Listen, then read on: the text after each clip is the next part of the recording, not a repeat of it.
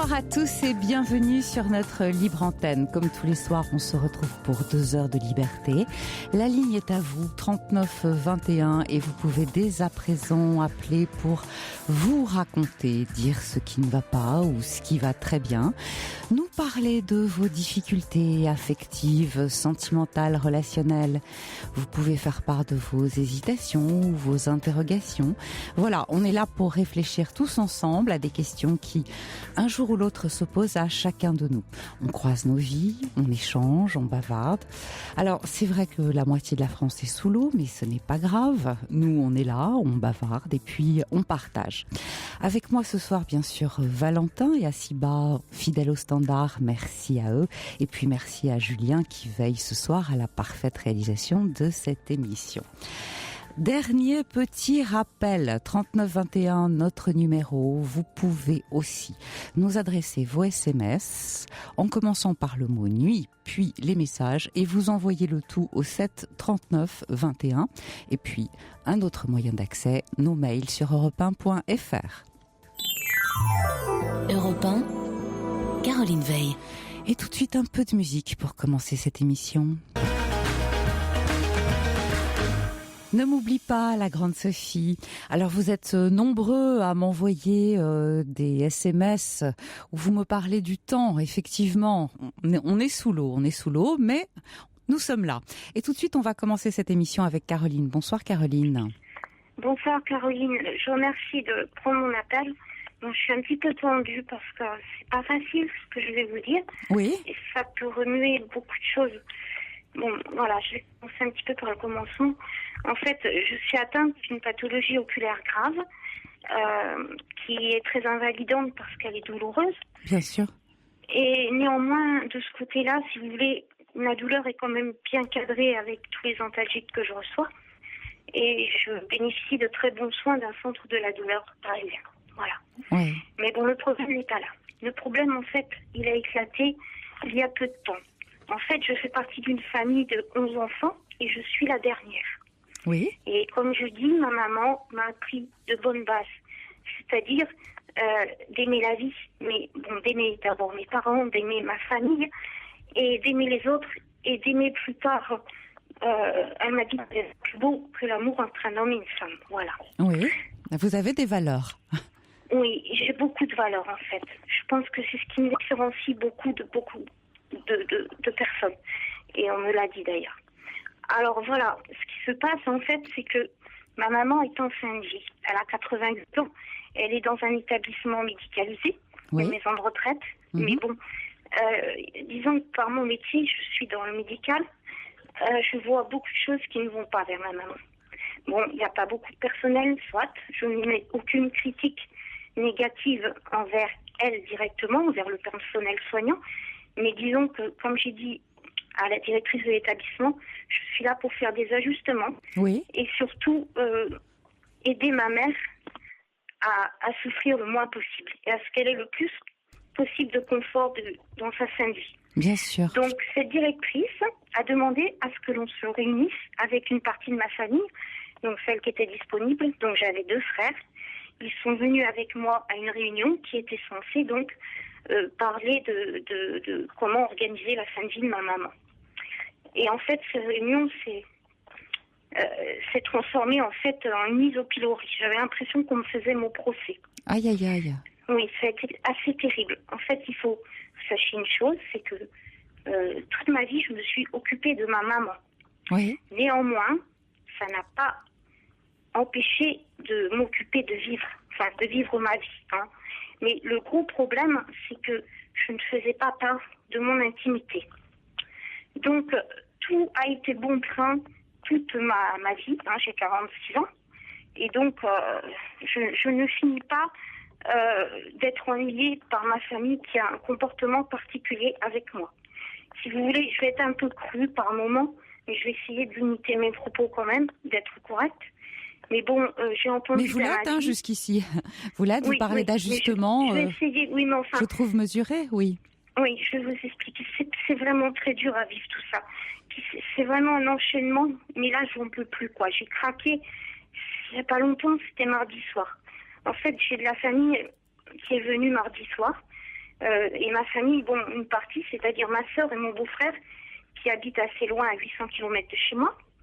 Et ils sont venus voir ma maman parce que, bon, c'est normal, on veut voir sa maman en fin de vie, quoi, avant Bien qu'elle sûr. décède. Oui. Donc je les ai accueillis avec gentillesse, sans problème. En plus, cette sœur, il faut que vous sachiez quelque chose, c'est que je suis très fusionnelle avec elle et vice-versa. On n'a aucun secret l'une pour l'autre et on se parle sans arrêt au téléphone. Oui. Elle a un forfait avec moi, donc on s'appelle, je lui fais un petit signe, je fais sonner une fois, elle me rappelle. Donc, en fait, elle a suivi pas à pas tout ce qui se passait depuis le début de ma maladie, c'est-à-dire il y a environ 4 ans et demi en arrière, hein, en mars 2008 en fait, pour être précis. Jusqu'ici, je vous suis. Oui, et c'est important parce que, en fait, elle est le témoin de ma vie, hein, pour l'instant. Mais bon, il y a un secret qu'elle ne sait pas, mais qu'elle a su mardi soir. C'est-à-dire? Bon, alors, je peux pas vous le dire tout de suite, je vais vous dire après. Donc, elle est venue voir ma maman, elle est arrivée dimanche, et puis je lui ai dit, voilà, il faut que tu sois au courant de ce compte-rendu de réunion qui a eu lieu.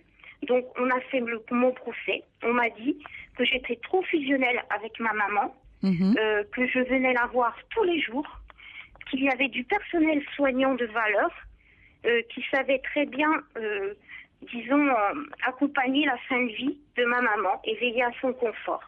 Alors la directrice m'a dit, il faut nous faire confiance et vous protéger. Alors je dis, me protéger de quoi, madame? Alors je dis, me protéger contre le microbe, parce que comme je suis malade, j'ai aussi une immunité très très basse, donc je peux attraper des cochonneries n'importe où. Alors je lui dis ça. Alors elle me dit, non, c'est pas ça. Elle dit, vous protégez du fait que vous êtes trop fusionnel avec votre maman, vous êtes toujours à côté d'elle, et puis en fait, je l'ennuie beaucoup parce que je dénonce un petit peu tout ce qui va pas. Hein. Et comme je n'ai pas une langue de bois, donc il n'apprécie pas du tout la vérité. Alors, mes frères étaient là, et l'un de mes frères, alors je vous dis pas, je fais un résumé parce que je vais pas vous dire tout ce qui s'est dit. Hein, oui, parce que voilà, en fait, si j'ai bien compris, c'est une mise en accusation. Mais qu'est-ce qu'on vous reproche une mise en accusation que ma maman, en fait, je suis trop après, donc ils veulent me protéger parce que je risque de faire un deuil pathologique, comme si j'avais pas coupé le cordon avec ma maman, en quelque sorte. Ouais. Alors mon frère a dit, oui, vous avez raison, madame, la directrice, ma sœur... il a dit, je fais confiance, moi, au personnel soignant. C'est pas à ma sœur de faire tous ces soins-là. Les infirmières, les aides-soignantes sont payées pour le faire. Là-dessus, j'ai réagi en disant à mon frère, écoute, est-ce qu'elles sont payées pour faire les bisous et les caresses qu'un fils doit faire à sa mère? Hein? Alors là-dessus, il a dit, écoute, moi j'ai ma vie, c'est d'abord ma famille, et puis le reste passe après. Alors, il me dit à la suite, tu n'es pas normal, tu n'as pas d'enfant, tu n'es pas marié, hein, de façon très violente. Hein. Oui. Il expose ça devant la directrice qui devait ne rien avoir à voir de ça. Oui, bien sûr, elle n'est pas concernée. Tu n'es pas marié, voilà, tu n'es pas d'enfant, tu n'es pas normal. Voilà, c'était un chapelet comme ça. Alors, je lui ai dit, écoute Michel, hein, j'ai mon intimité, et si je te la raconterais, ce serait vraiment, tu serais vraiment très étonné. Alors je dis, à la différence de toi, moi j'ai un cœur qui est grand. Et je dis, je fais ma vie, hein, mais je dis, je ne raconte pas. Je dis, il y a une partie de mon cœur qui sera toujours pour maman, qu'elle soit là d'ailleurs, et même quand elle sera plus là, mais ça ne m'empêchera pas de vivre. Et je dis, il y a l'autre partie qui est pour les autres, d'accord ? Oui. Voilà, ça s'est soldé comme ça, et puis bon, ça montait un petit peu plus haut. Alors la directrice a dit, écoutez, ce genre de choses personnelles, vous en parlerez dehors. Tout à fait, elle a raison. Oui, et tout à fait. Mais enfin, je lui ai dit, madame, il fallait que vous connaissiez un petit peu de ma vie personnelle pour me comprendre, moi. En fait, je leur ai dit, vous faites fausse route. Le cordon avec ma maman est largement coupé depuis longtemps. Hein, j'ai ma vie, mais seulement je ne l'étale pas, parce que je n'en ai pas envie. Non, mais ça, j'ai bien compris. Caroline, ce que je veux dire, c'est que chacun de nous a sa façon de se séparer. Vous avez besoin d'être auprès de votre maman, qui, vous l'avez dit, est en fin de vie. Disons, ça m'insupporte de voir qu'elle n'est pas assez entourée. Et vous avez besoin de lui apporter tout le confort et la douceur nécessaires. Et puis, ça vous aide, vous, et en même temps, ça lui fait du bien à elle. Il n'y a rien de mal à dire à cela. Si ce n'est que, vous savez, quelquefois, le personnel soignant, et souvent, il est compétent, même s'il n'est pas forcément assez d'ailleurs, nombreux. C'est pour ça, je dis, je n'aimais pas de critiques. Je fais des ajustements, j'essaie de compléter les soins, simplement. C'est-à-dire que je lui apportais son goûter à 16 heures et elle passait un long temps pour l'avaler et je doute que le personnel puisse passer ce temps. Mais oui, tout à fait. Et je leur ai dit, c'est pour ça que je viens en sentinelle pour aider, quoi. Bien sûr, et puis vous l'assistez. C'est un moment que vous partagez toutes les deux. Voilà, c'est des moments que on partage toutes les deux. Mais ce que vous ne savez pas, c'est que au moment des fêtes, j'ai dit à mes frères qui étaient là, je leur ai dit, je vais vous montrer ce que maman aime bien. Donc, je leur ai expliqué tout. Et je leur ai dit, essayez de me soulager un petit peu. Je suis malade, j'ai besoin de me reposer, j'ai une vie un peu particulière avec cette maladie. Et je dis, j'ai plus de temps à moi.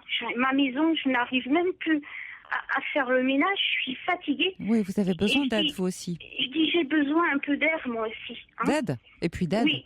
De soutien, en tout cas. Oui, bien sûr, d'aide et un peu d'air aussi, de penser à moi surtout. Alors, est-ce que vous avez parlé de 11 enfants. Est-ce que vos frères et sœurs habitent tous à 800 km ou est-ce qu'ils sont... Non.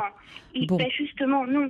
Il y a 4 frères et une sœur qui habitent au même endroit que moi. Bon, donc ils pourraient un peu prendre le relais avec vous. Voilà ce que j'ai dit. C'est ce que vous demandez en réalité. Nous pourrions y aller qu'une fois par semaine chacun. Tout à fait. Ce serait largement couvert. Voilà. J'ai essayé de mettre ça en place. C'est pour ça que j'ai montré comment ça allait faire. Mais vous avez bien fait. Voyez, maman est heureuse. Je dis, elle a une certaine démence, mais communiquer par le toucher avec elle, c'est énorme.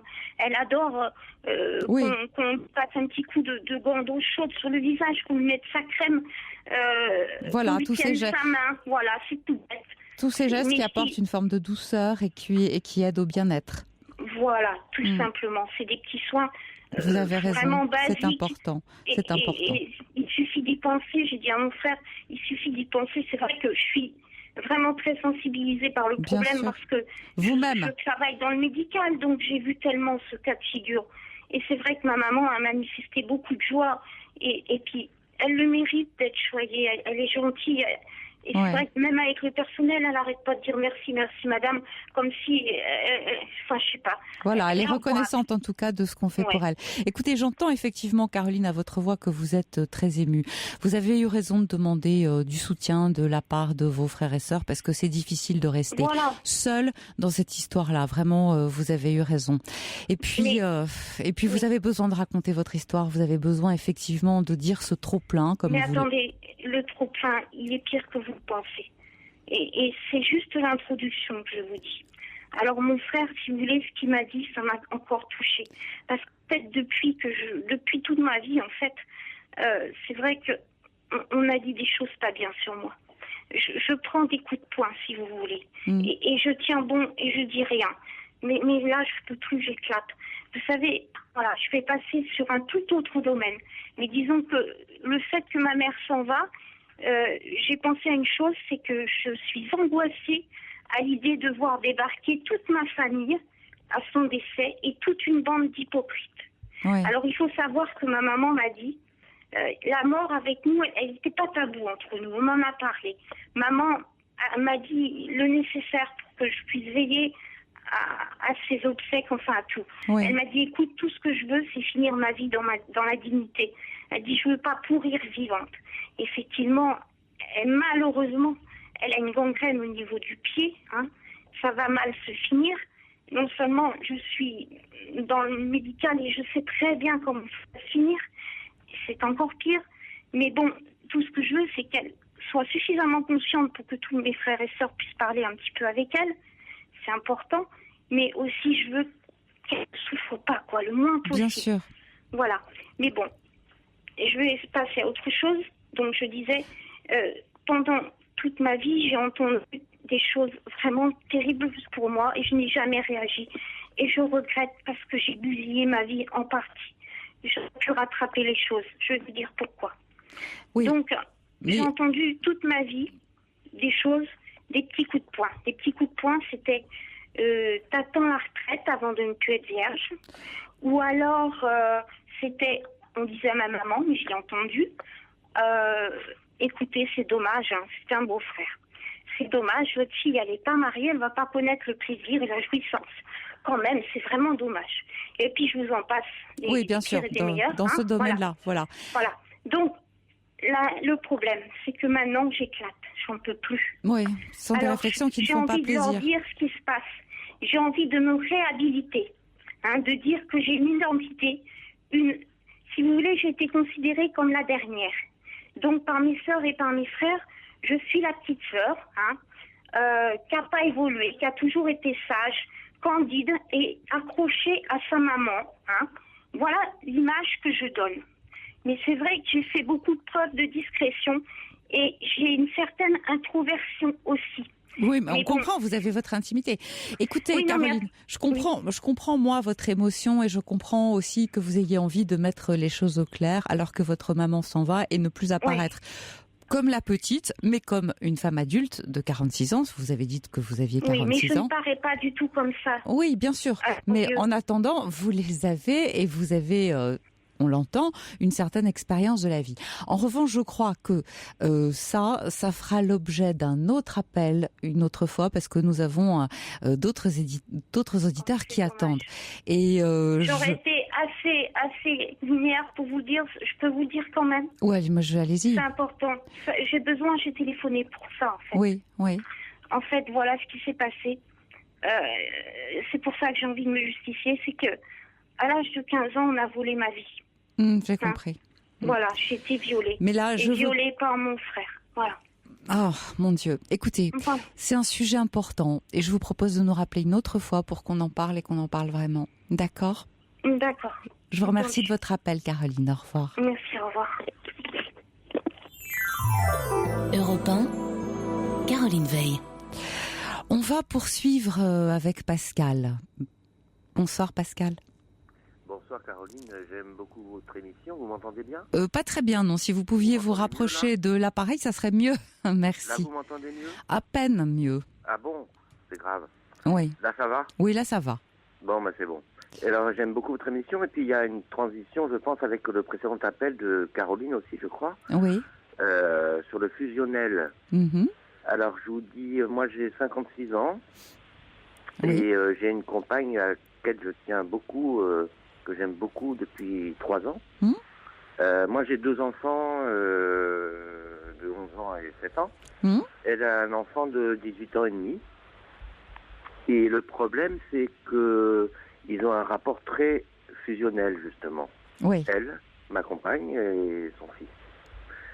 Et dès le début, elle m'a dit le matin, je lui fais des câlins sous la couette, je vais dans son lit, ou il vient dans mon lit. Attendez, rapprochez-vous parce que si la liaison n'est pas bonne, on ne va pas pouvoir poursuivre. Oui, bien sûr. Là, ça va mieux ? Oui, ça va mieux. Voilà.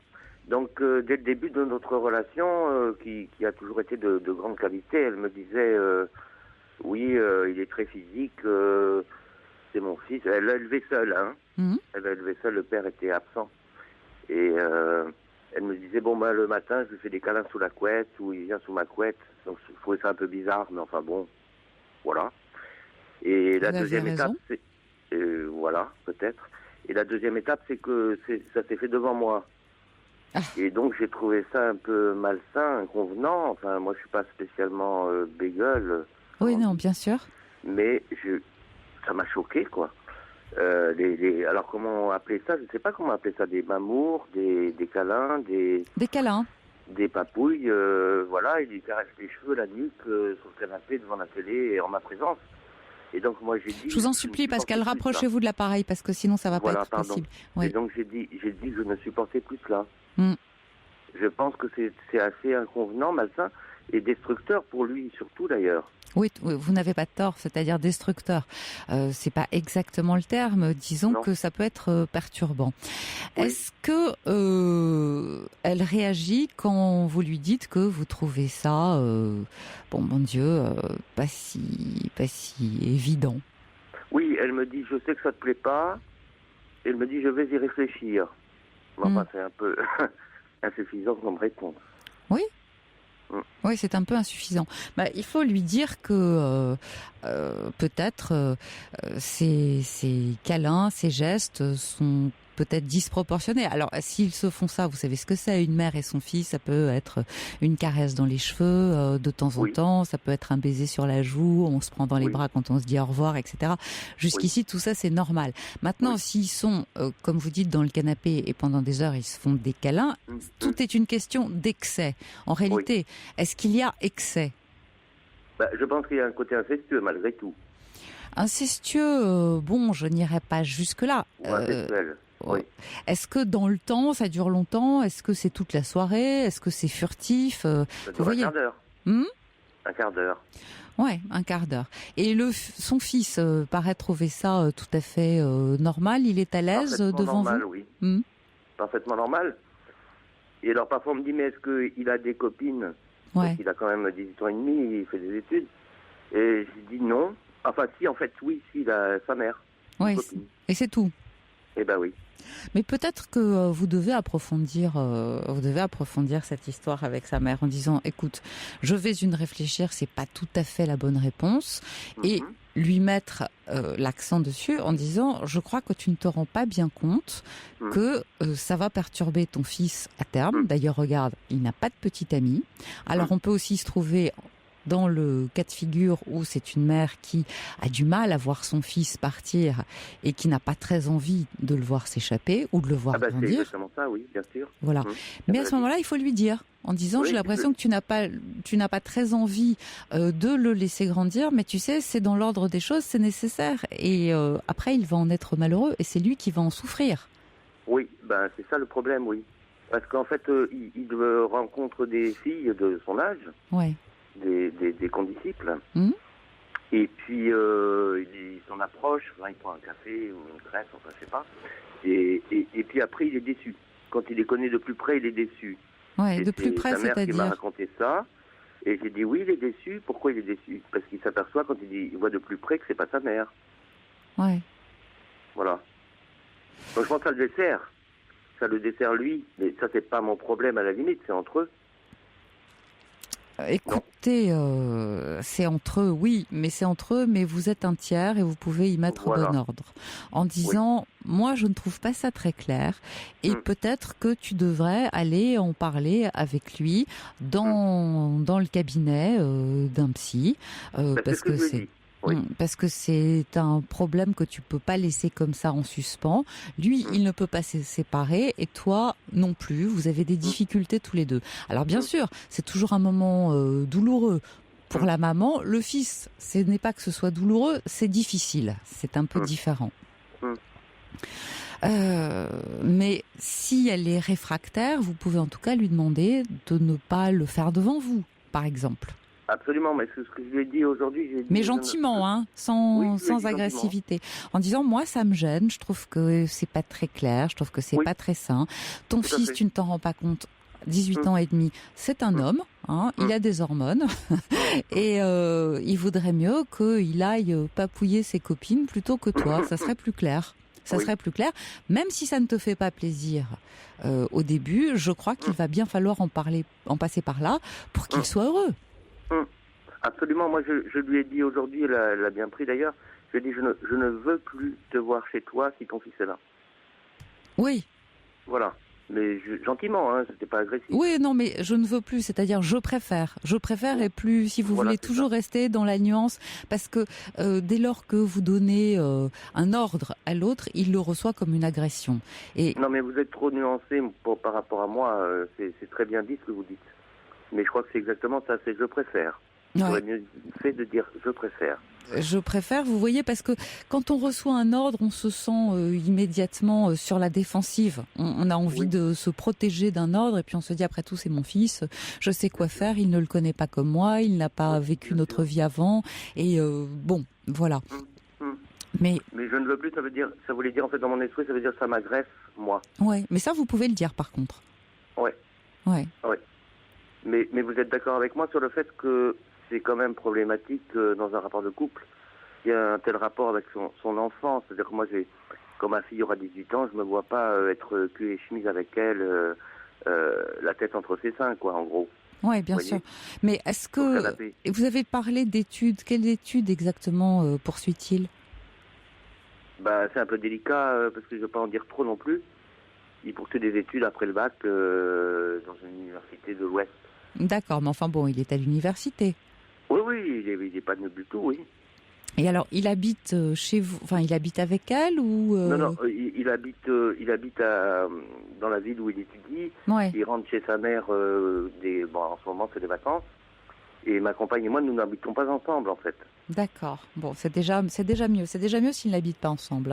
C'est plus. Ouais. Ça laisse un peu de respiration. Chez sa mère, elle dit le petit couple se reforme. Ah oui. Le petit couple se reforme. Oui, déjà, c'est-à-dire que m'a fait un peu froid dans le dos. Oui, c'est-à-dire qu'elle en a fait l'homme de sa vie. Exactement. Parce que le père est absent, il s'en est jamais occupé, voilà. Écoutez, je ne crois pas que vous puissiez vous trancher parce que vous n'êtes pas le père de cet enfant. Ça serait beaucoup plus simple si vous l'étiez. Ne l'étant pas, vous êtes obligé d'avoir une certaine distance. Mais vous pouvez choisir de ne pas le tolérer sous vos yeux. Voilà. Exactement. Votre choix se trouve là. Ça me met trop mal à l'aise. Ouais, ça par contre vous pouvez le dire clairement en disant ça me met trop mal à l'aise parce que effectivement je trouve que c'est pas clair, je trouve que c'est perturbant et je trouve que inconvenant et puis c'est destructeur pour lui aussi. Voilà, c'est toxique et pour toi et pour lui et vous êtes en train de vous enfermer tous les deux dans une forme de couple qui n'a pas lieu d'être. Une mère et un fils, ça n'est pas un couple. Absolument. Écoutez. Merci Pascal de votre appel. C'est moi qui vous remercie. Vous savez, c'est très très éclairant tout ce que vous dites. Merci, au revoir, à très bientôt. Bonne fin de soirée. Merci Caroline. Bonsoir. On va continuer avec Nathalie. Bonsoir Nathalie. Bonsoir Caroline. Je vous écoute. Oui, pardonnez-moi, je suis un petit peu intimidée. Voilà, je vais essayer de résumer succinctement cette histoire qui dure depuis 23 ans. Oui. C'est une histoire en 3 actes. Oui. Il y a 23 ans, j'ai rencontré un jeune homme dans le cadre de mon travail. Nous travaillions dans la même entreprise et nous avons démarré une histoire tous les deux, une histoire qui a duré très peu de mois, qui a dû durer 4 ou 5 mois, pas plus, qui était une histoire passionnelle, mais avec des rapports hiérarchiques importants. Oui.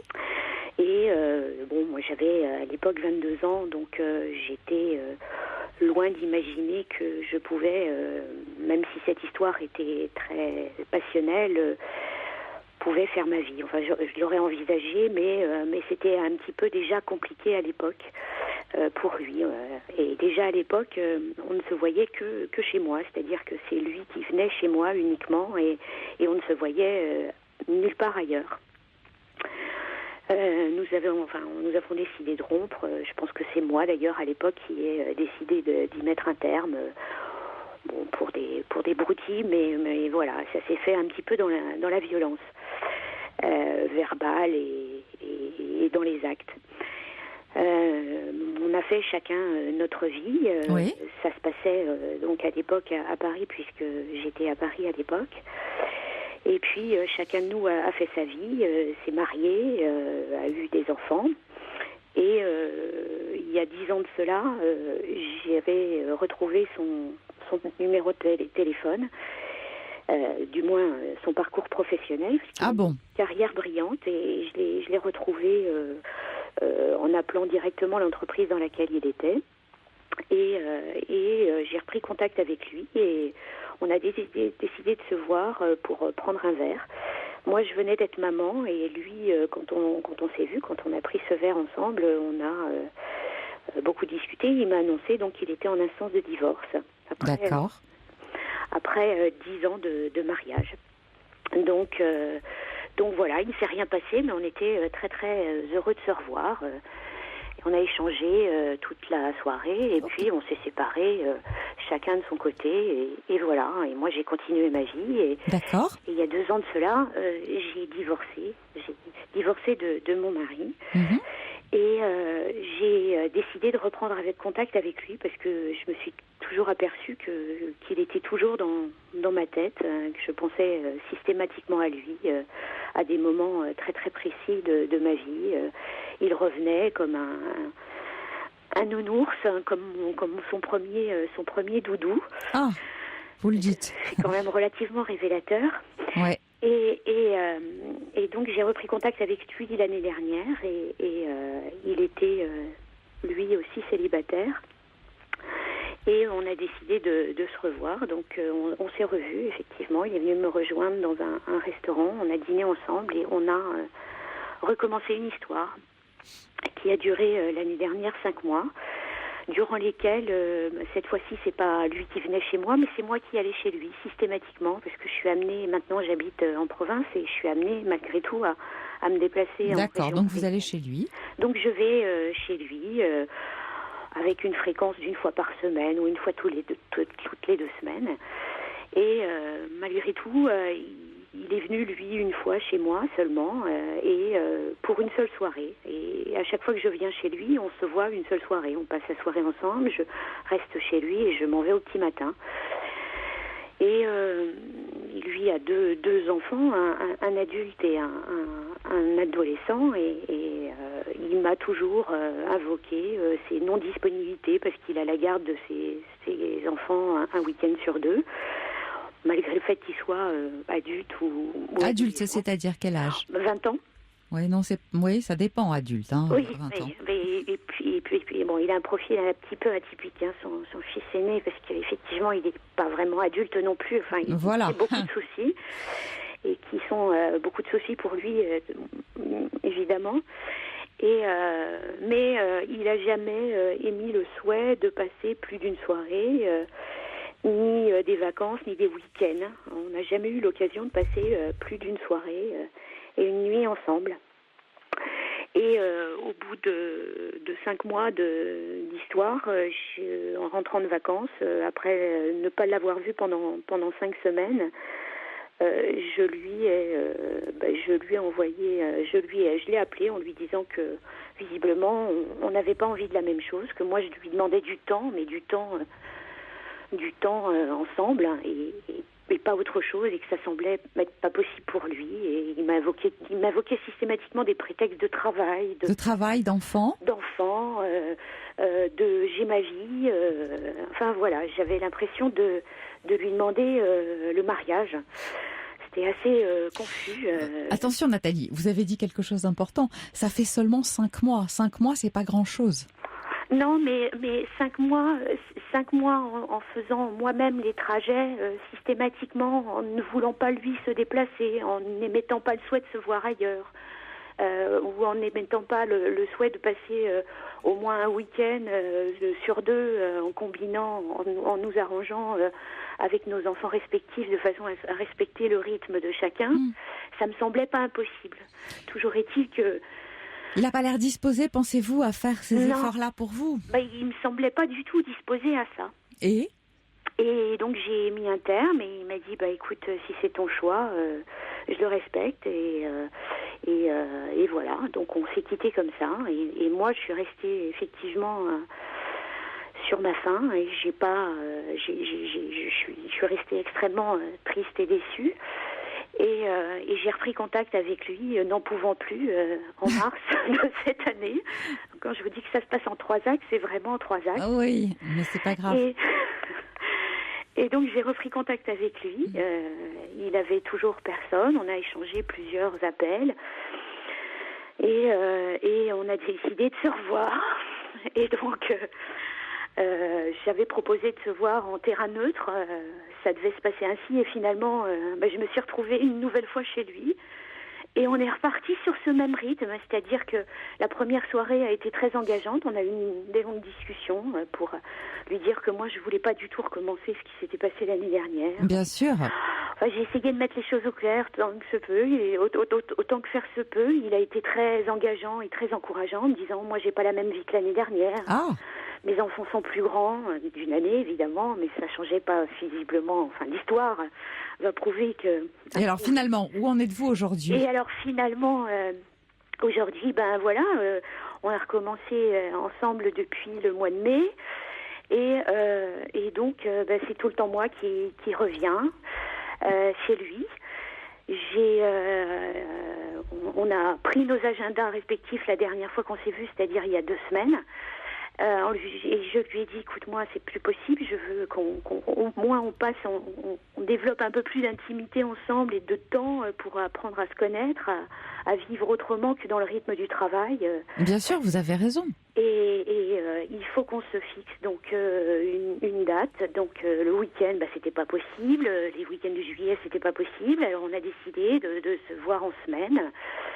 Et puis il me dit écoute, je peux pas te répondre là parce qu'il faut que je voie avec les enfants, mais je te promets, je te réponds demain soir. Le lendemain soir, j'avais pas de réponse parce qu'il avait pas eu le temps de voir ça avec ses enfants. Et le lendemain matin, il m'a envoyé un texto en me disant ok pour la nuit du 11 ou 12 juillet. Donc, on devait passer deux soirs ensemble. C'est sympa, j'espère que vous êtes contente, non? J'étais ravie. Et ça a été complètement ma réponse, c'est-à-dire que je lui dis, mais comment puis-je, moi, exiger de ton emploi du temps de ministre 2 jours dans ton emploi du temps? Écoutez, est-ce que vous pensez réellement... Quelle ingrate. Oui. Et on a eu des échanges de textos assez virulents, où je lui ai demandé qui j'étais pour lui, ce que je représentais, quelle place j'avais dans sa vie et quelle place il souhaitait m'octroyer. Et il répondait pas à mes questions, ou alors il répondait à mes questions par d'autres questions, enfin les fuites en avant. Donc j'ai été vraiment très vindicative par réponse et puis on en est resté là et puis voilà, on en est là. Personne, ni l'un ni l'autre, n'a dit c'est terminé. On échange un texto par jour et il m'a dit qu'il était refroidi. Et oui, pas vous. Je lui ai... Voilà, ma question, Caroline, c'est de dire mais quand est-ce que je vais comprendre, quand est-ce que je vais quitter ce vieux doudou? Mais voilà, vous savez ce que c'est un doudou, c'est un objet transitionnel. Oui. C'est-à-dire le moi, le non-moi. Écoutez, peut-être que vous aviez besoin au moment de votre divorce d'une phase, effectivement, de transition, et que cet homme-là, parce qu'il était toujours présent dans vos pensées, vous a offert la possibilité de sortir à la fois d'une vie conjugale et puis sans vous engager, parce que vous n'aviez peut-être pas envie de vous engager non plus à cette époque-là, même si vous étiez en demande de lui. Vous savez bien que lorsqu'on sort d'une séparation et d'un divorce, on n'est pas toujours en état, et ce n'est pas non plus souhaitable. Donc, finalement, il était assez idéal. Aujourd'hui, 1 an s'est passé et lui n'a absolument pas évolué. Non. Je ne vois pas vraiment ce qu'il ferait évoluer, vous l'avez bien compris, puisque quand vous le mettez au pied du mur et que vous lui posez clairement la question, il se débrouille avant tout pour ne pas répondre. C'est donc qu'il n'a pas de réponse à vous apporter. C'est ça qu'il faut comprendre, c'est qu'il n'a pas de réponse à vous apporter. Pour quelle raison? On ne le sait pas vraiment. Alors, est-ce que ce sont ses enfants? Bon, n'oubliez pas que cet homme a divorcé, qu'il est aujourd'hui lui célibataire, qu'il a la garde de ses enfants. Il a peut-être pas envie, lui, de s'engager dans une autre histoire. Ça fait 11 ans qu'il est divorcé. Voilà. Donc, vous le retrouvez, il est célibataire. Ça veut dire que peut-être, il y a aussi, on ne sait pas, il a une vie. Allez savoir, on peut tout imaginer. Et une fois par semaine ou une fois tous les 15 jours, en admettant que ce soit vous qui vous déplaciez, je pense que vous valez mieux que ça, non? Vous avez droit aussi à autre chose. Vous pouvez attendre plus d'un homme. Mais ça, tout ce que je vous dis, j'imagine que vous le servez à vous-même tous les matins. Tous les jours. Quand allez-vous le comprendre? Je ne parviens pas à renoncer. Je ne parviens pas à me faire une raison. J'ai cette lucidité de me dire que c'est une histoire sans fin, que c'est... Non, sans issue. Ou sans issue, oui. Mais je ne parviens pas à y mettre un terme ou à renoncer. Je ne sais pas pour quelle raison je m'obstine. Je résiste. Peut-être justement parce que lui-même me résiste. Je ne sais pas. Non, c'est parce que finalement vous avez quand même eu, si vous aviez 22 ans, je pense que c'est sans doute le premier homme que vous avez vraiment aimé, ça a été intense, donc vous êtes resté, vous, sur cette notion, sur cette sensation d'intensité. Il vous a terriblement marqué. voire imprégné, même si ça ne s'est pas fait à l'époque. Alors, je reçois un petit message de la part de Balnéo qui dit pourquoi pas un week-end relais et châteaux assez frais cette fois-ci. Parce qu'il s'agit quand même de s'impliquer un petit peu. Alors, mais c'est évidemment ce que je lui ai proposé. Parce qu'on arrive. Je vais vous dire, s'il est divorcé, il y a tout de même une maman. Ces 2 garçons, il les a bien fait avec quelqu'un. Ah oui. Qui pourrait. Il assume tout. Je pense qu'il a aussi une ex-femme qui se repose beaucoup sur lui. Oui, mais elle doit quand même voir ses fils de temps en temps. Ah, mais elle en a la garde le reste du temps. Donc, effectivement, lui, alors, quand il et le mercredi soir. Et donc, quand il n'en a pas la garde, qu'est-ce qui se passe ? Il ne peut pas se rendre disponible pour vous ? Vous lui avez clairement posé la question. Qu'est-ce qui fait que tu n'es pas disponible ? Réponds-moi, j'ai besoin de savoir. Mais voilà, j'ai aussi des obligations professionnelles. Il travaille nuit et jour. C'est un homme d'affaires. Nathalie, je ne veux pas vous faire de peine, mais visiblement, il ne recherche pas votre compagnie. Oui. Je crois que c'est ça qu'il faut que vous imprimiez. Oui. Voilà. Et un homme qui manifeste j'ai envie de dire, aussi peu d'intérêt, est-ce qu'il en a lui vraiment ? Mais ce qui, moi, me dérange terriblement dans cette façon de procéder, c'est que je sens malgré tout que derrière tout ça, il y a aussi une grosse manipulation de sa part. Oui, tout à fait. Cette semaine, il m'a quand même... je lui ai envoyé effectivement un message en lui disant est-ce que cette façon d'agir va se pérenniser dans le temps. Il m'a répondu, donc je suis refroidie. Pas tant que vous. Oui. Pas tant que vous en réalité. Et je lui ai posé la question et je lui ai dit, mais tu sais que tu me manques. Et il m'a répondu, tu me manques aussi. Oui, mais c'est tout. Mais c'est tout. Et je lui ai dit, alors, combien de temps te faut-il pour te réchauffer ? Oui. Et il m'a répondu, je ne sais pas pour l'instant, je suis en plein boulot, c'est le rush, bisous. Oui, voilà. Bon, il était en plein boulot, il est en plein rush, en plein juillet, moi je veux bien. Je veux dire, il n'a pas ses enfants tout le temps. Je pense qu'il vous promène. Oui, il me promène, oui. Je pense qu'il vous promène. Alors, ça ne sert à rien que je vous l'assène. Le but n'est pas d'être dur avec vous. Vous toute seule pouvez en prendre conscience. Donc vous toute seule pouvez réagir. Le problème, c'est que j'essaie de tourner la page, donc j'essaie de rencontrer d'autres personnes. On me présente d'autres garçons, mais effectivement, je trouve que tout est fade. Est fade. Mais tout est fade tant que vous l'avez dans la tête et surtout tant que vous n'avez pas, vous, décidé de rompre. Alors vous savez, arrêtez de lui envoyer des messages et arrêtez de lui demander des explications. Je crois qu'il n'en vaut pas la peine parce qu'il ne vous donnera pas plus. Et qu'effectivement, il ne se comporte pas très bien envers vous. Il vous manipule, c'est vrai, c'est le terme. Et puis, il ne respecte pas. Voilà, et exactement, il n'a pas de considération. Bon, qu'est-ce que vous avez à attendre de cet homme-là aujourd'hui ? Qu'est-ce que vous avez à attendre d'un homme qui ne vous respecte pas ? Je le sais parfaitement. C'est terrible. Ces mots-là, je les entends de la part de ma famille, de mes amis. Je les entends. Non, mais vous l'aimez. Vous pensez que vous l'aimez. Mais je l'aime, ou je ne sais pas ce que j'y mets dans cet amour. Je ne sais pas. C'est une sorte de renonciation que je ne parle pas. Renoncement à votre jeunesse surtout. Il s'agit de ça. Vous l'avez rencontré à 22 ans, il vous a marqué.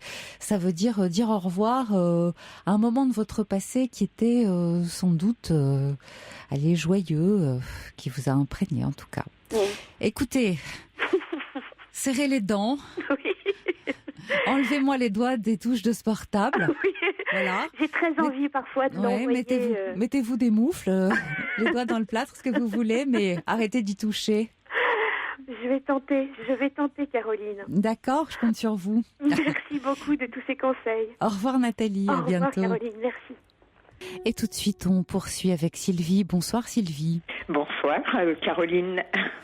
Je suis contente de vous entendre. Alors, je crois qu'en fait, vous appelez en réaction au témoignage de Caroline, tout à l'heure, notre première auditrice, qui a appelé pour parler de sa maman en fin de vie et qui était dans une maison de retraite.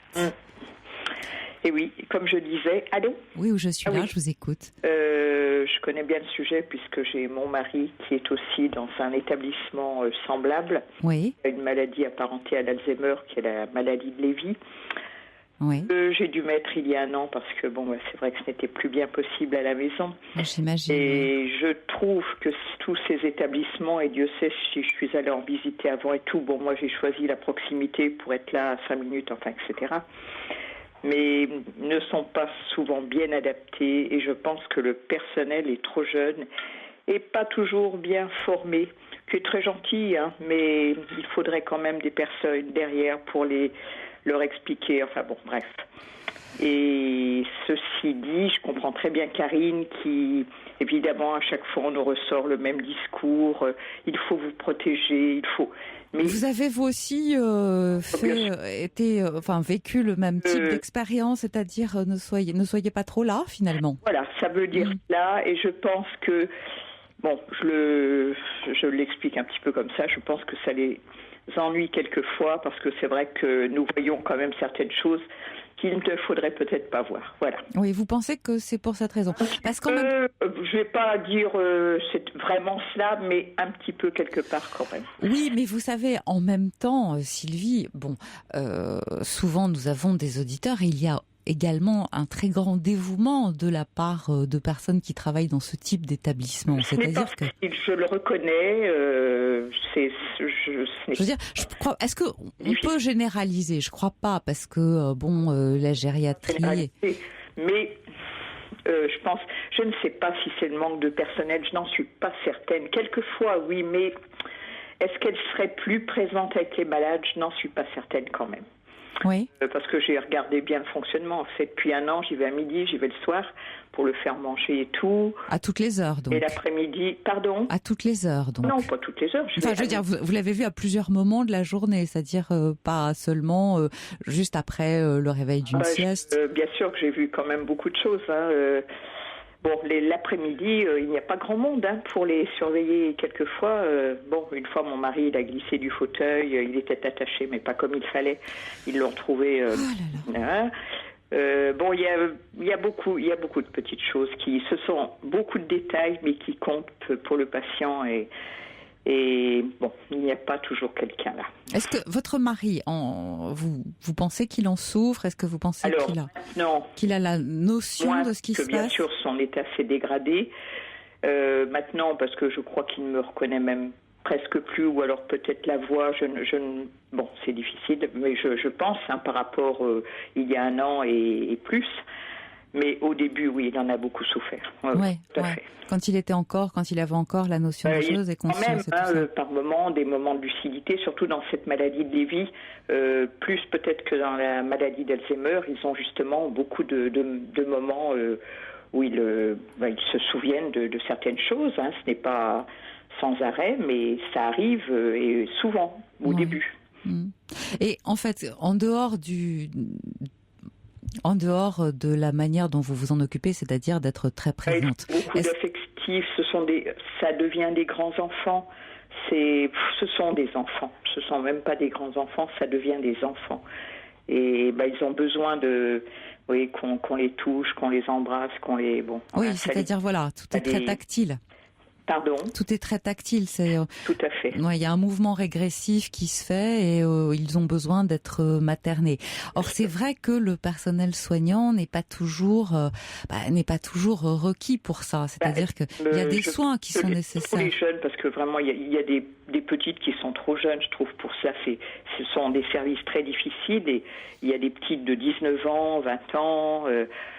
Je trouve qu'elles sont ou auxiliaires de vie ou soignantes, je sais pas, soignantes un petit peu.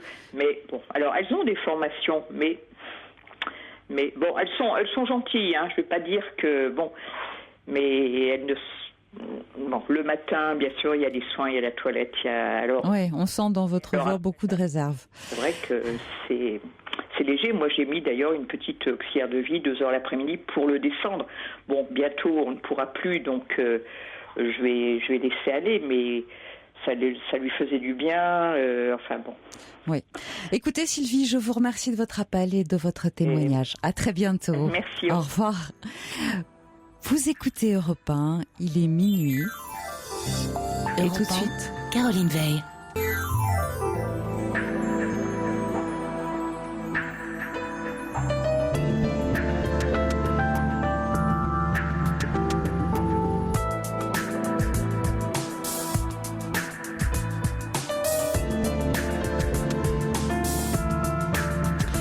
voilà, on est reparti pour la deuxième heure de notre libre antenne.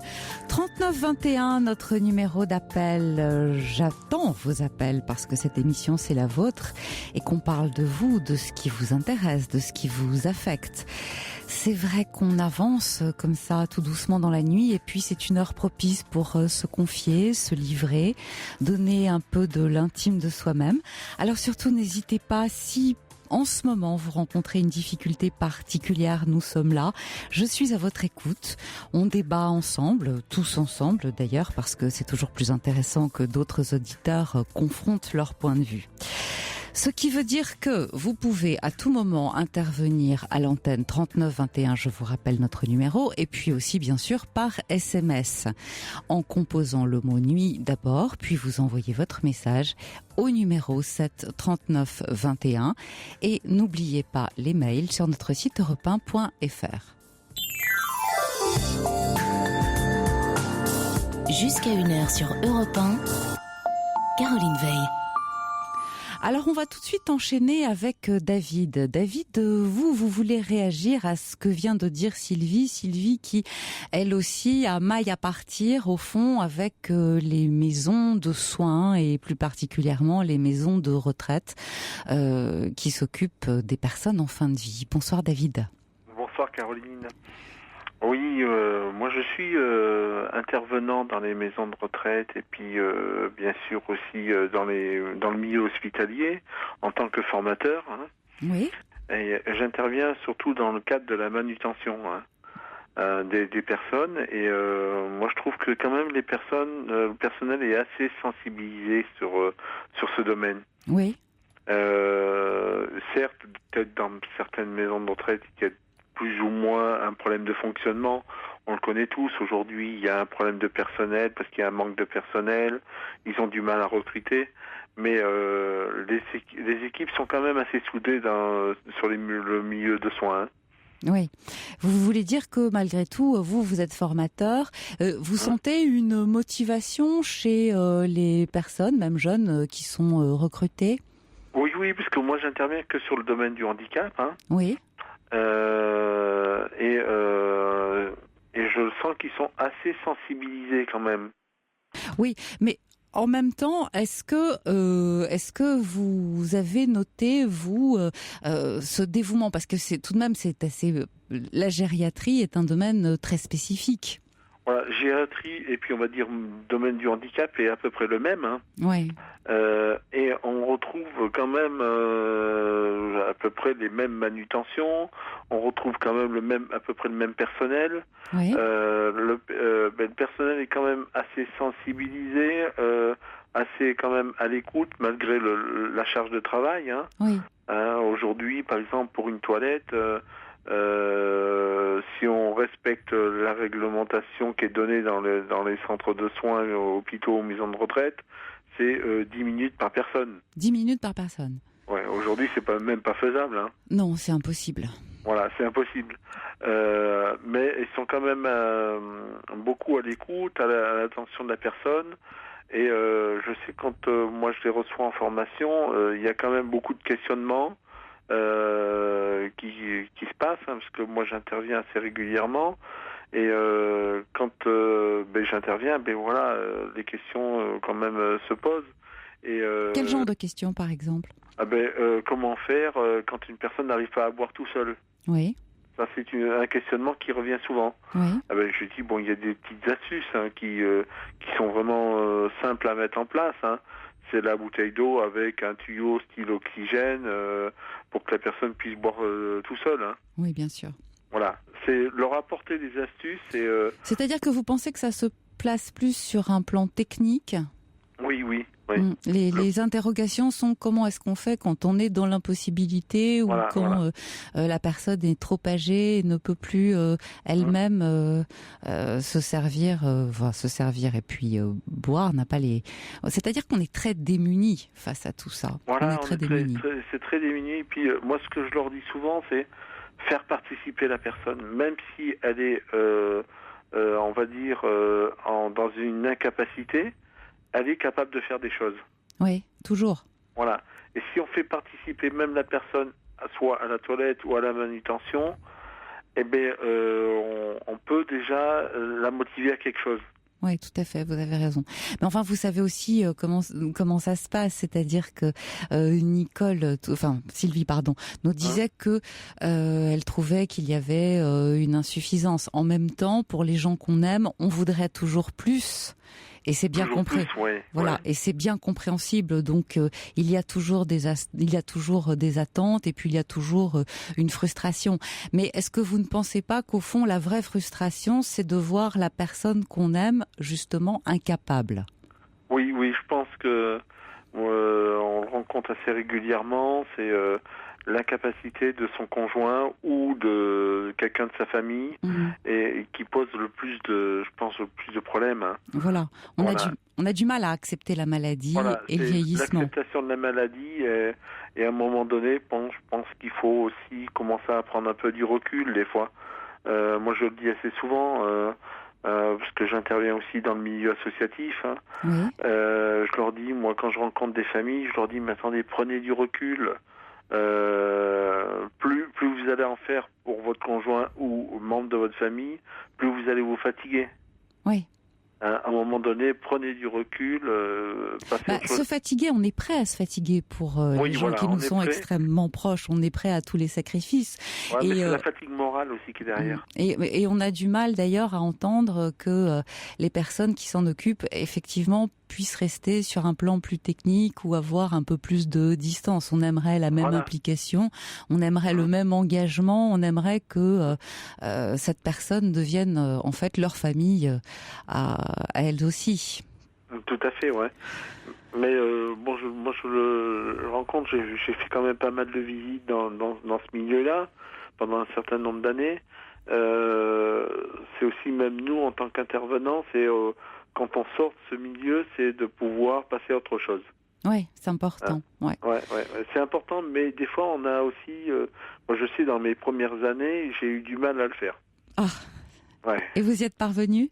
Oui, je pense que par la force, je suis parvenu parce que je me dis, si on a envie de reprendre notre vie habituelle, on est un peu obligé de le faire.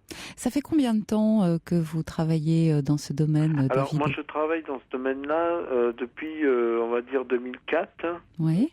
Et j'ai eu mon agrément de formation, maintenant, ça va faire 1 an et demi. Oui. Donc, alors, et puis c'est un domaine qui me plaît, où j'interviens quand même assez régulièrement, parce que aussi j'interviens aussi dans le cadre du transport adapté. Oui. Transport de personnes en situation de handicap ou personnes âgées, parce que on est très peu de formateurs en France dans ce domaine. Ah bon? Ouais. Oui, puis ça requiert, comme vous dites, une manutention tout à fait particulière, des gestes appropriés. L'attention, c'est une délicatesse. Et on n'a pas, par exemple, sur le domaine du transport, on n'a pas la même conduite. Oui. Le même comportement, comme si on était sur son propre véhicule. Dans le milieu hospitalier, on manipule pas la personne de la même façon que si c'était une personne qui venait juste en hospitalisation temporaire. Voilà, suivant la pathologie de la personne, on s'adapte. Oui, il est question surtout de faire preuve de beaucoup d'humanité et ne pas oublier que l'autre est toujours très démuni et que c'est difficile d'être dépendant, totalement dépendant. Il y a aussi un problème aussi, on va dire, dans le domaine de transmission sur le personnel de santé. Oui.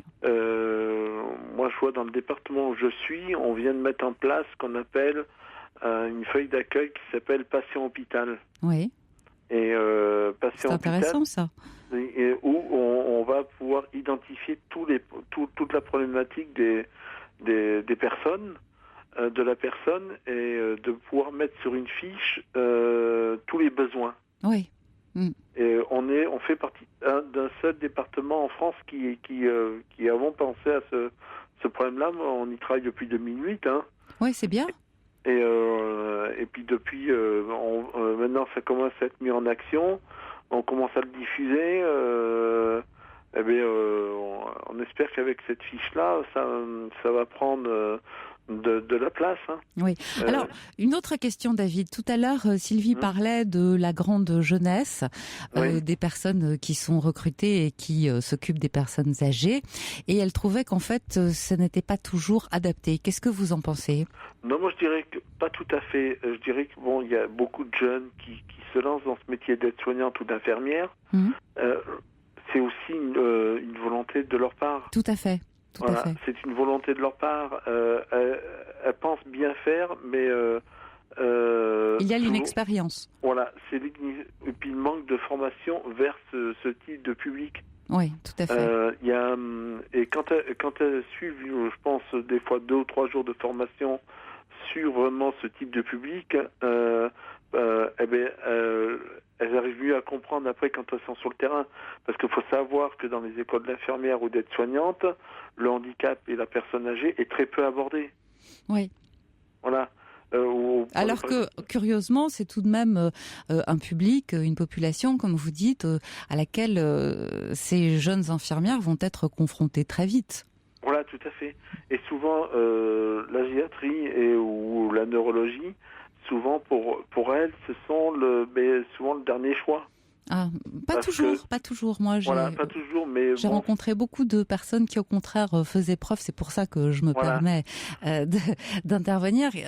Faisaient preuve d'un immense dévouement parce que c'est pas toujours facile. C'est pas toujours facile, mais bon, il y a des personnes, ce sont un choix qu'elles ont fait de pouvoir travailler dans ce milieu-là, et d'autres personnes, parce que c'était les seules places qui restaient pour pouvoir obtenir un emploi auprès de l'établissement. Oui, tout à fait. On a 2 types de personnes, et quand on les reprend en formation, parce que là, on reprend vraiment tout à zéro, parce que la formation d'infirmière ou d'aide-soignante, quand vous avez 3 heures sur on va dire, sur la formation le diplôme d'état d'infirmière, 3 heures sur 3 ans, c'est pas beaucoup. Oui, c'est vrai. C'est vrai. C'est rien. Oui. Et puis vous prenez par exemple sur la formation d'aide-soignante, c'est pareil. En 1 an, vous n'avez pas le temps d'apprendre. Oui. Bon, c'est l'expérience sur le terrain, hélas, qui va les amener à savoir avoir toute la délicatesse nécessaire. Je vous remercie beaucoup, David, de votre intervention. Si Sylvie veut me contacter, vous pouvez lui donner mes coordonnées. Il n'y a aucun problème. C'est très gentil à vous, je vous remercie. Voilà. Merci de votre appel. Mais de rien. Au revoir. Haven't met you yet, Michael Boulbé. Et nous allons poursuivre avec Nicole. Bonsoir, Nicole. Bonsoir, madame. Pardon. Caroline, bonsoir. C'est mieux. Excusez-moi. Mais pas du tout.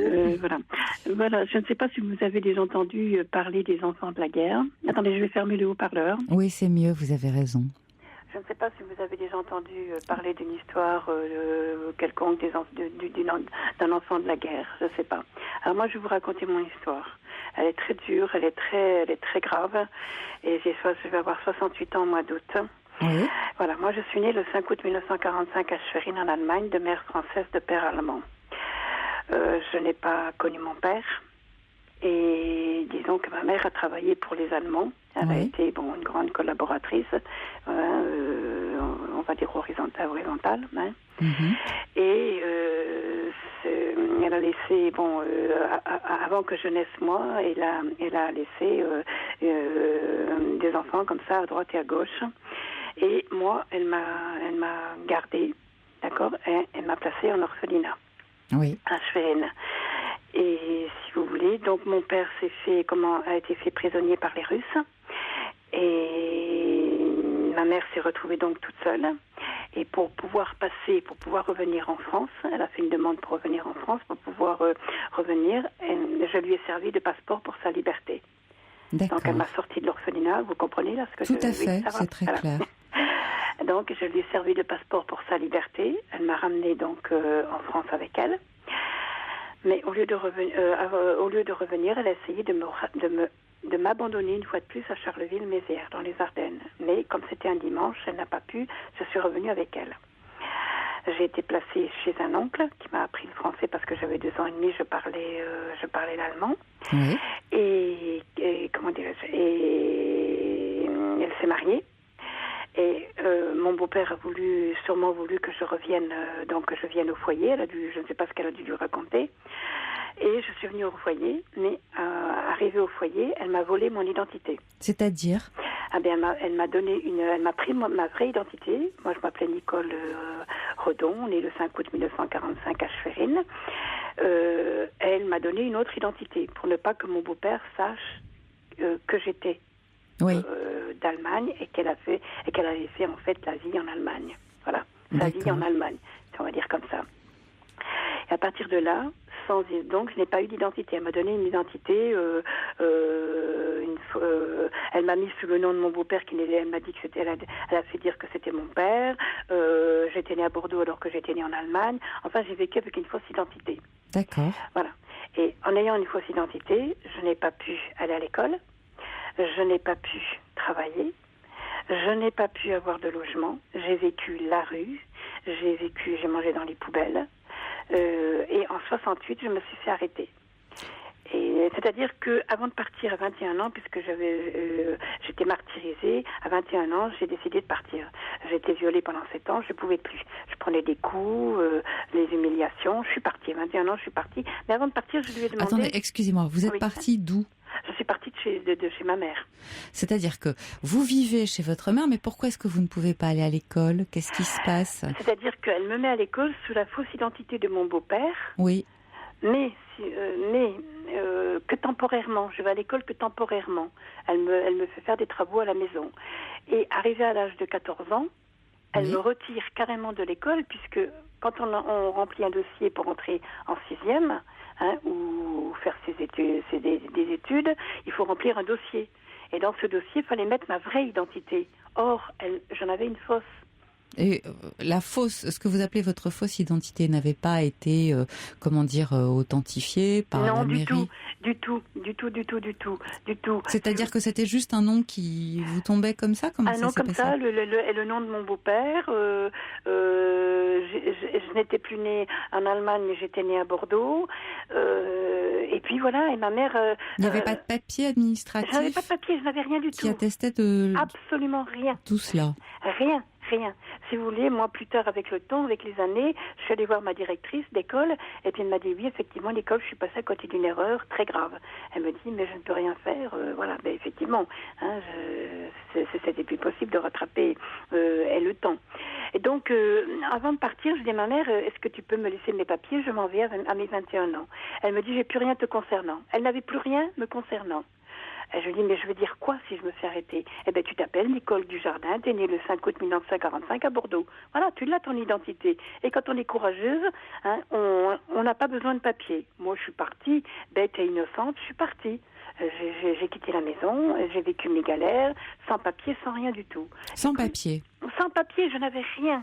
Alors, qu'est-ce qui se passe quand on n'a pas de papier ? Qu'est-ce qui se passe quand on n'a pas de papier ? Eh bien, quand on n'a pas de papier, on ne peut pas se loger, on ne peut pas travailler. Et moi, donc, je me suis fait arrêter en 1968. J'ai été emprisonnée pour usurpation d'identité. Moi, quand on m'a arrêtée, j'ai donné l'identité que ma mère m'avait donnée, oralement. Oui. D'accord ? Vous n'avez pas soupçonné 2 minutes que... Non. Vous savez, j'étais bête et j'étais naïve. Voilà, oui. En ce temps-là. Bête et naïve. Et c'est vraiment le terme qui convient. J'étais emprisonnée. Et quand je suis sortie de prison, on m'a donné une carte de séjour. Qu'on m'a repris plus tard pour me donner une carte d'apatride, je n'avais pas de patrie. Et ma mère n'a jamais voulu donner aux autorités un extrait de naissance, un papier quelconque me concernant. J'ai vécu comme ça, sans rien, toute ma vie, jusqu'à l'âge de 32 ans, où elle m'a fait marier obligatoirement avec un Français pour que j'aie la nationalité française. Voilà. Et qu'est-ce qui s'est passé après ? Après le mariage ? Oui. Le mariage, c'est-à-dire que moi, elle m'a fait marier avec un alcoolique. J'ai supporté cet alcoolique. J'étais française, évidemment. J'étais française. Et donc, moi, je continuais toujours à voir ma mère. Parce que je n'avais qu'elle, c'était ma mère. Bien sûr. Je n'avais qu'elle. Si vous voulez, à la maison, je ne parlais à personne. Je ne voyais personne. Personne ne devait me parler. Parce que si je parlais, j'allais dire que je prenais des coups. Donc, je ne connaissais personne. Je ne connaissais que ma mère. Elle était mon gourou, j'étais son adepte. C'est comme ça qu'on dit. Voilà, j'étais sous son emprise. Si vous voulez, elle a manipulé ma vie jusqu'à aujourd'hui. J'ai 68 ans au mois d'août, et toujours, elle manipule ma vie. Elle est toujours vivante. Voilà. Vous n'avez jamais pu vous en sortir. Pourtant, je vous trouve très lucide sur le sujet. Non, je n'ai jamais pu m'en sortir. J'ai essayé d'écrire, j'ai écrit 2 livres. On est en train d'essayer de faire un film sur ma vie parce que c'est quand même quelque chose de pas commun. Non, je m'en sors pas. Je suis toujours en dépression. De temps en temps, j'essaie de me suicider, j'y arrive pas. Non, je n'arrive pas. Je n'arrive pas, je ne comprends pas pourquoi elle m'a fait ça. Écoutez, je pense que il y avait certainement une forme de très grande culpabilité. Elle s'est toujours sentie coupable vis-à-vis de vous. En même temps, c'est quelqu'un qui n'a pas su exprimer ses sentiments. À la fois, elle vous a protégé, de ce que j'entends, et en même temps, elle vous a malmené. C'est-à-dire que vous étiez là pour lui rappeler ce passage de sa vie qu'elle aurait préféré oublier, peut-être. Elle me protéger, je veux bien. Protéger, je veux bien. Elle a essayé de vous faire avoir des papiers. Elle vous a donné une autre identité en pensant que peut-être comme ça, ça allait aussi vous prémunir d'ennuis. Vous pouvez imaginer que vous ne soyez pas montré du doigt ou quelque chose de cet ordre, par exemple. Oui, mais vous vous rendez compte, j'ai quand même été de mes frères et sœurs. Personne n'a le droit de me parler. J'ai juste une sœur qui m'a contactée il y a 2 ans. Vous vous rendez compte, 2 ans. 2 ans. C'est vrai que ce que vous racontez est assez effrayant. 2 ans, il y a 2 ans, elle m'a contactée en me disant Nicole, j'aimerais bien connaître ta vie, j'aimerais bien voir tous les papiers, j'aimerais bien savoir ce qui s'est passé. Mais j'ai eu peur. J'ai eu peur. Je me suis dit, je vais encore être manipulée. Je ne croyais pas. Je croyais pas que j'avais une demi-sœur. Oui, bien sûr. Voilà. Elle est revenue, elle a vu tous les papiers et elle est tombée des nues. Elle est tombée des nues. Et depuis, si vous voulez, chaque personne de la famille qui m'a abordé de près ou de loin a été bannie. Oui, je comprends. Personne ne peut me parler, personne ne peut me voir, personne n'a le droit de me contacter, personne n'a le droit de m'aimer, personne. Et depuis, cette sœur, on se téléphone, elle vient de temps en temps me voir, mais je sais pas, je suis une enfant avec elle quelque part. Oui, vous êtes restée une enfant, vous êtes restée son enfant. Voilà, j'ai tellement besoin d'elle, elle me manque tellement, cette sœur, parce que pour moi c'est pas une demi-sœur, c'est une sœur, elle me manque tellement, je suis malheureuse, voilà, tous les jours je suis malheureuse, et je porte mon histoire, je vous assure, douloureuse, avec beaucoup de difficultés, beaucoup, même si j'ai écrit, même si on essaye d'en faire un film, même si elle a été aux médias, j'ai tout fait. Oui, c'est vrai que c'est une histoire très particulière. J'entends ce que vous dites, Nicole. J'entends ce que vous dites. J'espère que vous allez trouver l'apaisement, parce que je sens toujours beaucoup d'émotions dans vos propos. À l'évidence, c'est vrai que vous n'êtes pas guérie. Non, on ne se remet pas d'une histoire comme ça. Et j'aimerais savoir que vous n'êtes pas toute seule dans cette histoire-là. C'est-à-dire que vous trouvez un soutien peut-être auprès de personnes spécialisées dont c'est le métier, qui pourraient vous accompagner pour trouver un peu de sérénité, parce que vous êtes en colère, je l'entends. C'est pas que je suis en colère. Quelque part, elle a 88 ans. Bon, qu'est-ce que je vais aller lui faire à cette femme? Bien sûr, mais rien. Mais je pas ne suis contre pas elle, mais contre la mère qu'elle a été. Peut-être. La mère qu'elle a été. La mère qu'elle a été. Voilà, elle n'a pas su accomplir son devoir correctement. Ouais. Voilà, elle n'a pas su. Et franchement, je vais mourir avec cette histoire comme ça. Non, j'espère que non. Je voudrais vraiment que vous trouviez cet apaisement. Vous dites que vous écrivez, c'est certainement une bonne thérapie. Mais il faut pas rester seul avec tout ça. Rencontrez cette sœur, voyez ce dont il est question. Essayez de vous expliquer. C'est le mieux que vous puissiez faire. Je vous remercie en tout cas de votre appel. Et j'espère vous avoir une autre fois, que vous continuiez de nous donner de vos nouvelles. Merci Nicole, au revoir. Pour intervenir dans l'émission, appelez le 39 21 34 centimes la minute. Alors, vous êtes très nombreux à réagir sur les différents témoignages à propos des maisons de retraite et l'accompagnement des personnes en fin de vie. Je vous remercie d'ailleurs de vos témoignages et tout de suite, on va poursuivre avec Elisabeth. Bonsoir Elisabeth. Bonsoir Caroline. Alors, je vais être le plus rapide possible. Non. Ma maman a fait un AVC Oui. assez important. Bon, elle est allée bien sûr à l'hôpital, 3 semaines en réanimation. Puis ensuite, elle est allée en soins de suite. Et ma sœur et moi avons désiré la reprendre à la maison.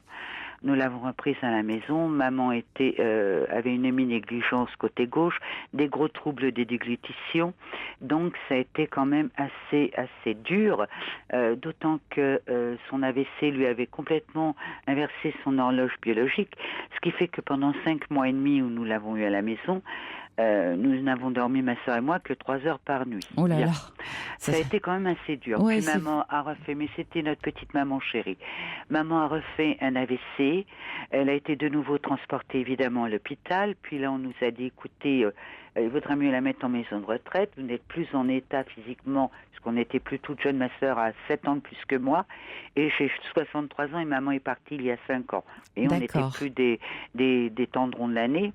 Et donc, on nous a dit, il faudrait la mettre en maison de retraite. Nos fils nous poussaient aussi à le faire. Bien, la mort dans l'âme, nous avons commencé le parcours du combattant, c'est-à-dire à visiter les maisons de retraite. Alors, oui, d'abord, c'est pas facile.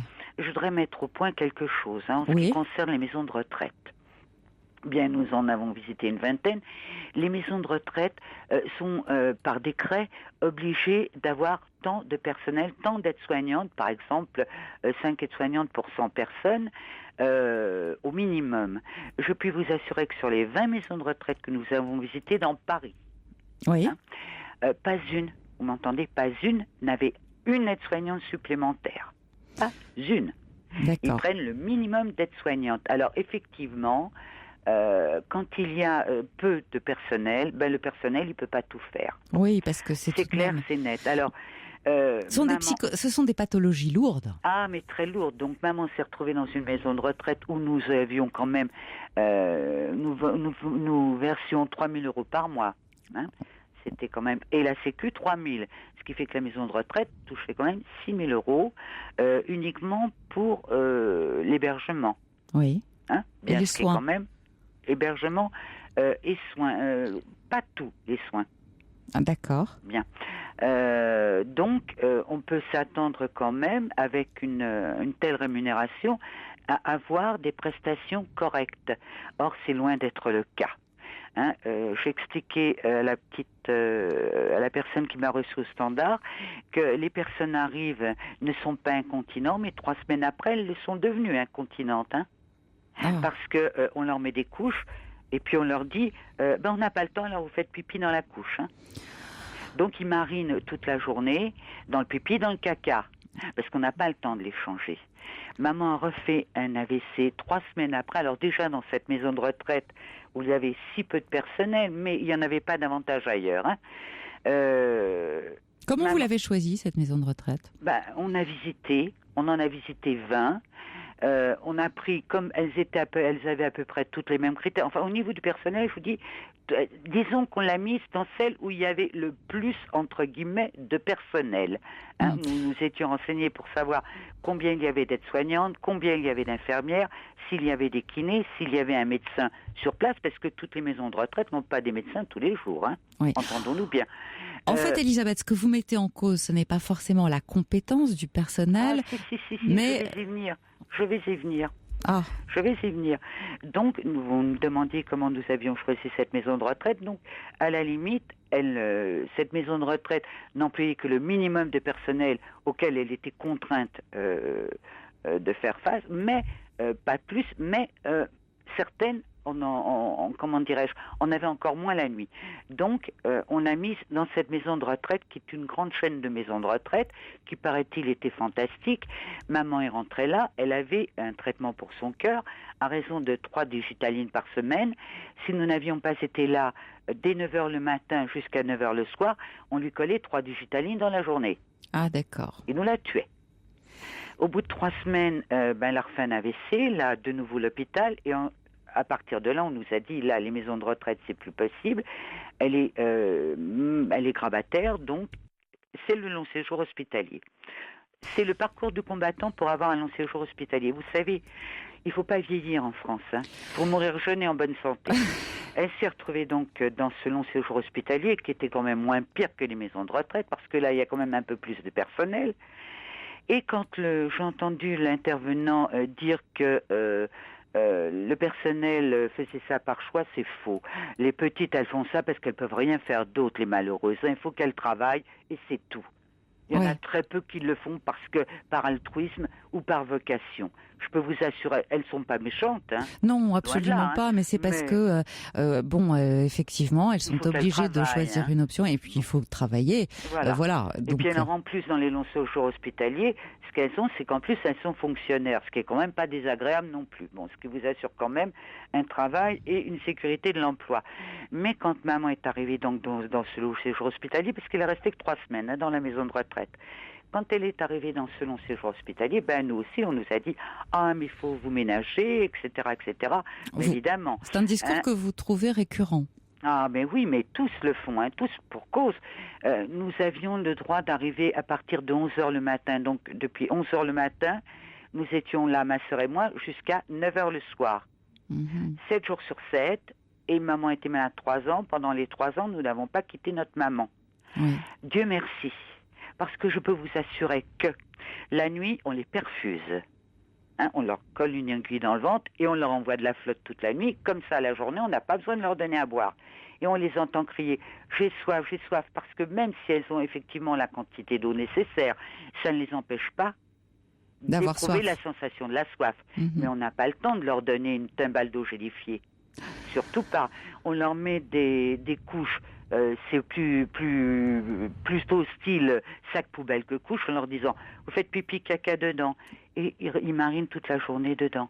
Maman avait des troubles de déglutition, lui donner à manger, c'était très difficile, compliqué et long. Nous étions là, ma sœur et moi, nous le faisions. On lui faisait la toilette du soir, on la couchait, on la relevait pour la sieste, etc. On la prenait à partir de 11h du matin, on la prenait en charge complètement. Mais Dieu merci, parce qu'elle n'aurait pas fait long feu autrement. Elle n'aurait pas fait long feu. Parce que je vous assure, mais... vous avez vécu le parcours du combattant. Mais c'est une horreur. Mais il y a de quoi avoir peur de se dire qu'un jour, on va finir là-dedans. C'est à avoir peur. Les petites, je vous dis, elles sont pas, non pas qu'elles sont méchantes, encore que ça dépend. Elles sont pas méchantes, mais vous savez, elles n'ont pas envie de faire grand-chose. Très honnêtement, elles n'ont pas envie de faire grand-chose. D'autre part, elles ne sont absolument pas valorisées. Et ça, je sais que je m'étais prise un petit peu de bec avec le responsable infirmier parce qu'il dévalorisait. Au lieu de les valoriser, on les dévalorise. Ah bon? Bon, alors, elles ont besoin d'être valorisées. Bien sûr, parce que c'est difficile. C'est difficile, ce travail. Faire les toilettes des mamies, les changer, et des papis, mais enfin, il y a beaucoup plus de femmes que d'hommes. Faire les toilettes des mamies, des papis, bon, c'est vrai que c'est pas très valorisant, mais n'empêche que ça pourrait... Mais ça exige beaucoup de dévouement, je ne suis pas d'accord avec vous. Non, j'entends bien. C'est pas marrant, c'est vrai que c'est dur. Oui. Mais si on les valorise pas... Mais bien sûr. Elles ont plus envie de le faire, elles le font parce qu'elles ne peuvent pas faire autre chose. On les dévalorise, ça, je trouve ça inadmissible, et pour la plupart, très sincèrement, c'est pas du sacerdoce, faut pas rêver. Oui, bien sûr, mais en même temps, moi j'ai rencontré des femmes très exceptionnelles qui s'occupaient de personnes en difficulté, démunies, en fin de vie. Donc vous savez, je crois que c'est difficile de généraliser. C'est difficile de généraliser. Je regrette que vous ayez été confronté à ce mais je vous assure type de situation. Mais par ailleurs, les gens exceptionnels existent aussi. Mais il y en a quelques-unes. Je vous assure que j'en ai rencontré quelques-unes, mais c'est pas la majorité. Oui. Ce n'est pas la majorité. Elles sont en sous-effectif, en plus, ce qui n'arrange pas les choses. Ouais. C'est ce que je voulais dire. Dans les maisons de retraite, ce qui est aussi important et ce que les gens ne savent pas, c'est que pourquoi ils emploient aussi peu de personnel, c'est que derrière, il y a les actionnaires. Et qu'est-ce qu'ils veulent, les actionnaires? Toucher un maximum d'argent. Ouais, vous pensez que c'est dû uniquement mais bien évidemment. Vous savez que dans beaucoup de maisons de retraite, les gens achètent des appartements, enfin des pièces, puisque ce sont des chambres, achètent des chambres et les louent.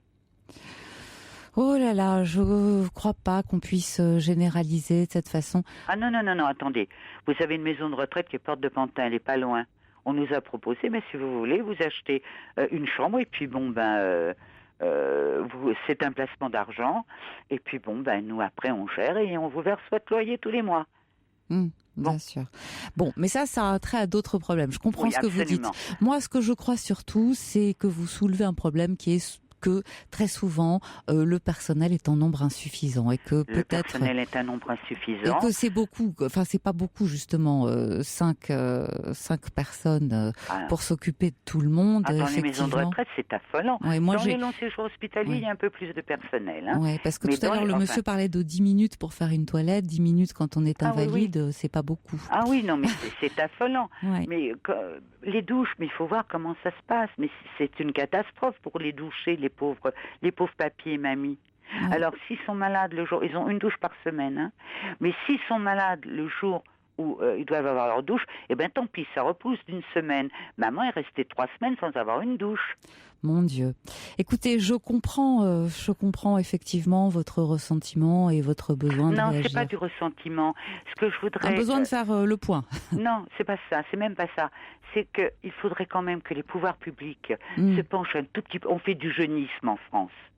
Et il faut penser qu'en France, il y a une population âgée de plus en plus nombreuse. C'est vrai. Que malheureusement, on est tous destinés à finir dans ce type d'établissement. Et que ça concerne tout le monde. Ça ne concerne pas que la personne qui, comme nous, avons une autre maman. Malheureusement, on n'a pas pu faire autrement, mais Dieu merci, nous étions présentes. Pour elle, ça n'a pas été difficile. Mais pour les gens qui sont seuls, croyez-moi, c'est horrible. Ou dont les enfants ne s'occupent pas, parce que malheureusement aussi, il y a des multitudes de parents qui se retrouvent seuls et dont les enfants ne s'occupent et ne se préoccupent plus.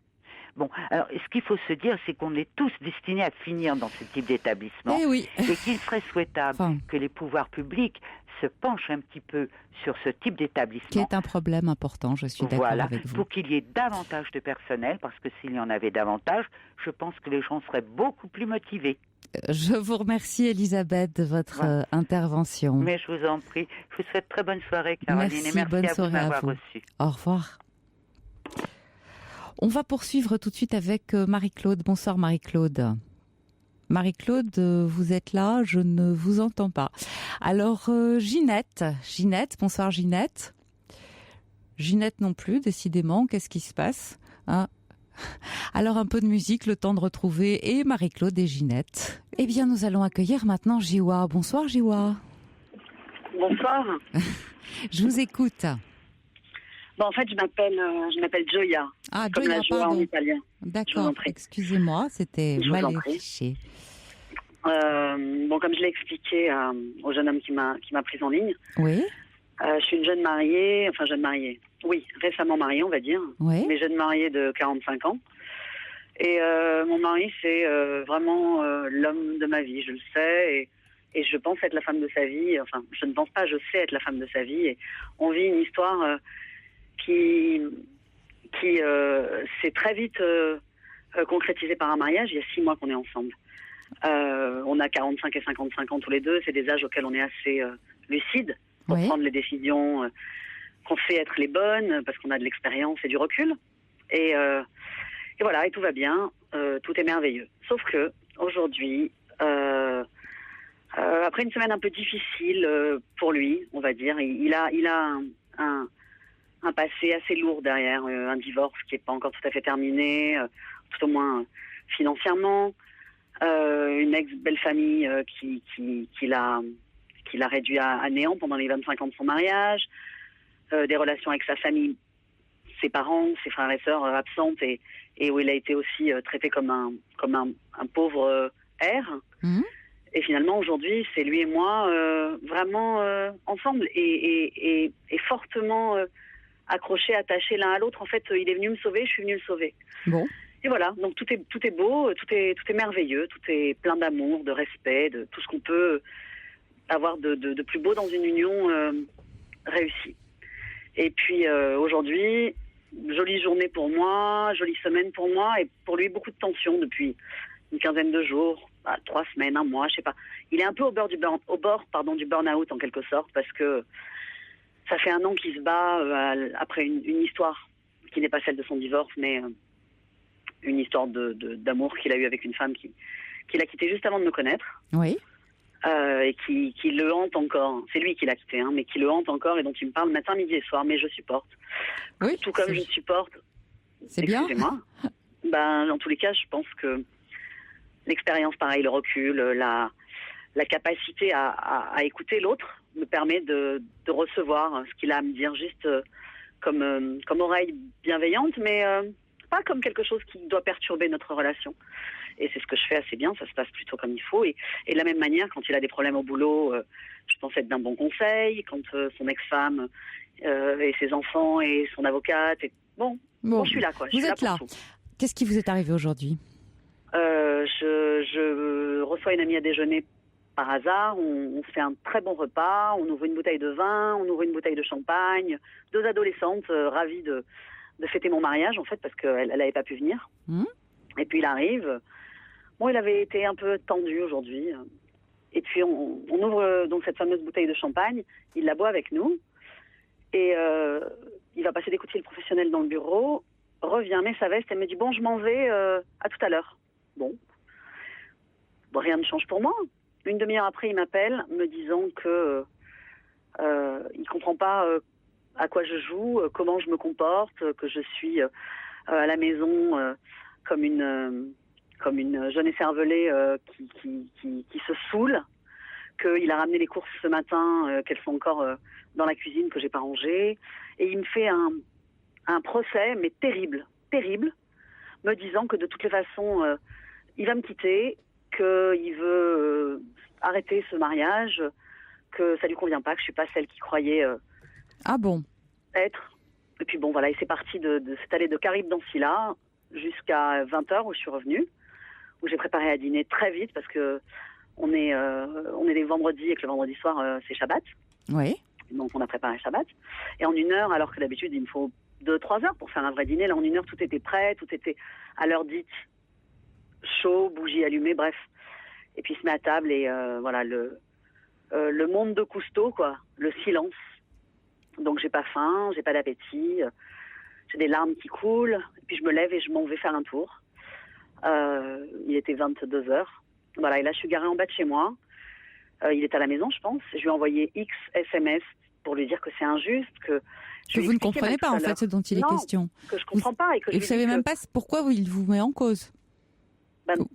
Si, je pense que c'est un prétexte qui peut-être pour lui a été comme une goutte d'eau qui a fait déborder le vase de son burn-out. Qu'il est rentré, qu'il s'attendait pas à me trouver comme ça. Certainement, il espérait que vendredi, tout allait être prêt. Moi, jolie, habillée pour passer une soirée en amoureux. Ouais. Et puis, il a été déçu. Alors, est-ce que c'est une raison pour réagir comme ça ? Est-ce que vous ne pensez pas que c'est un peu excessif ?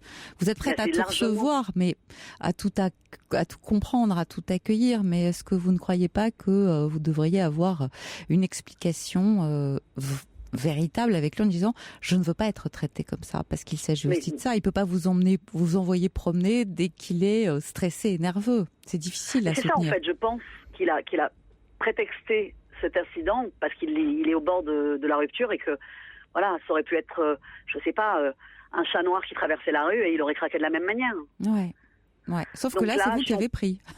Grave. Et là, ça fait 2 heures que je suis partie, que je lui envoie des messages. Je suis allée rouler dans Paris pour me changer les idées. Et là, je suis en bas de la maison et je sais pas, il m'a dit que peut-être il serait pas là quand je rentrerai. Je crois pas qu'il soit pas là. Bon. Dans tous les cas, il répond pas aux SMS, il bouge pas. Et il est, comme il a fait toute la soirée, absent. Sauf que quand il a ouvert la bouche, c'était encore pour m'attaquer.